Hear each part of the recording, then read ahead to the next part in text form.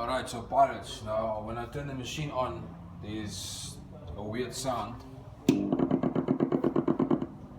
Okay, now there's just hum, okay?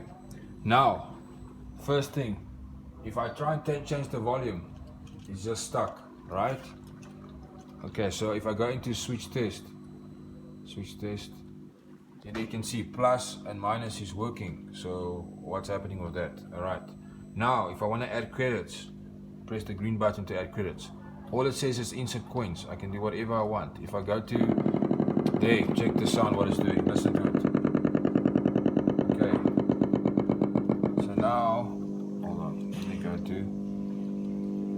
to Freeplay. Right. I want to turn this thing on to Freeplay. There, Freeplay. Yes. Okay. I change it to yes. I press accept. It goes back to no. I can do whatever I want. It doesn't want to save the setting. Yeah, and you can hear it's humming. I can add credits as much as I want to. Check, I'm adding it. Since the whole time it's just saying insert coins and the sound doesn't want to change, so I can't start a game.